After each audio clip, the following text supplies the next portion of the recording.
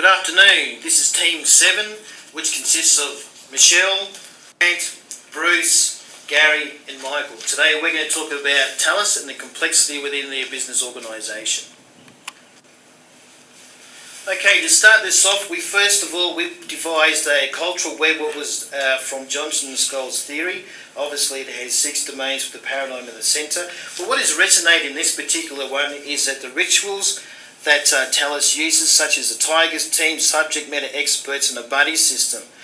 In contrast to that, they also look at the organisational structure because they use its matrix-based PMO, IPTs, also has business improvements over a global business unit within 6 departments. On top of that, within the symbols, they do deep dives and they have a significant technology focus and on investment. Okay, from the next slide we're going to look at is the complexity assessment from Thales. And what we believe is that Thales straddles the complex of the noble domains, where most of their 6,000 projects are sitting in with noble. And the reason is because they have the largest revenue earners and greatest risk profile border on liberal and complex. So we've used this Kinefin framework. Just going to hand over to Bruce now. He's going to continue on looking at the complexity. The second part of our complexity assessment is based on the framework of Remington and Pollack. And you can see here in this table that we have assessed the 4 dimensions of complexity for Thales. Assessed that one of them is medium, but 3 of them are high. And then we've also, across the table, gave some observations and the methods currently being used. Now on the right hand side is an enhancement of Remington and Pollack's table, where we've actually made an assessment on the complexity management maturity, where green means they're handling the complexity very well with their existing methods, whereas amber indicates that there's something not quite right or there's insufficient methods being used. So to manage the complexity with more sufficient methods as shown in directional and temporal with these traffic lights, complexity management, typically referring to the Kinefin framework, shows that to work between the complex and the knowable frames and domains, you need to incorporate at least most of these 5 points here, so that you can probe and discover what's going on to make sense in the complex space, and then when you do know what's going on, you move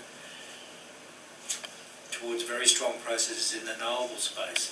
Now, we didn't have enough time with Thales to ascertain whether these processes were in fact existing in their corporate structure, and if we'd spent more time we would have been able to get to the bottom of whether it in fact operates like this. But the symptoms are to operate increasingly in the complex space, they're going to have to be a bit more decentralised and a bit more two-way in terms of dealing with people who are dissenters and stakeholders and customers. And that's why we think there should be a revisiting of the team charter, which is too long at 60 pages. Now, 5 key complexity themes have emerged in our observations of Thales, and Michelle is now going to cover each one of those off one by one. Thanks, Bruce. The first one I would like to talk about is governance. Thales currently have a deep dive and a peer review process. They have a strong focus on project governance and the evolving portfolio governance. They have a mature stage gate process. However, none of these processes appeared to be operating at the portfolio level. One way to improve the effectiveness of the portfolio governance is to combine the deep diving investigations and stage gate review processes into the regular portfolio management process.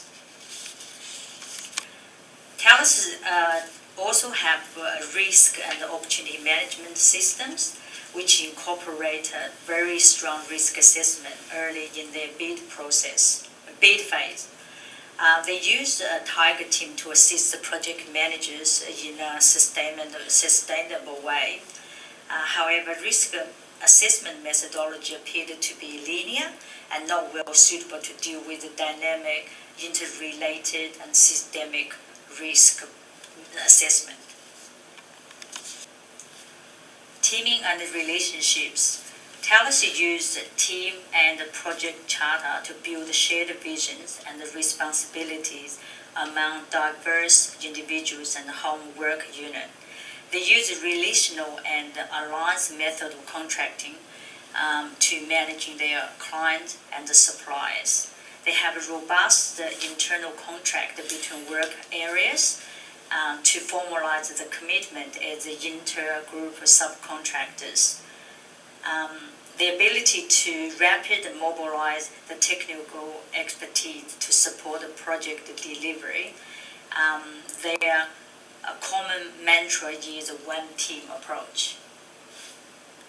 Thales has a central-led leadership model for control of a global enterprise, which aligns with the administrative leadership.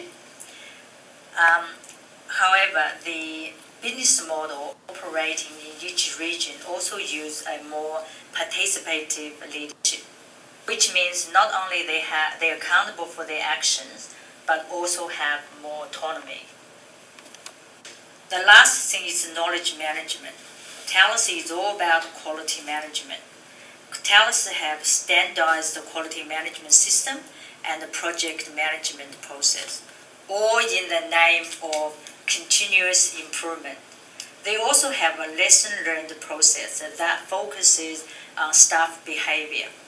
However, Thales recognizes that much of the organization's knowledge is in people's head. Now I'm going to hand over to Grant to close the presentation. Thank you, Michelle. So we have identified 8 summary key points that we believe are insights but what I'd like to do is just touch on 2 of them which are most critical, and that is number 5, which is establish a holistic risk management approach, which, as Michelle said, included systemic risk map and measure the people's risk management performance. Also for number 7, we also looked at including a deep dive review, an adaptable process within the standard life cycle and gate reviews.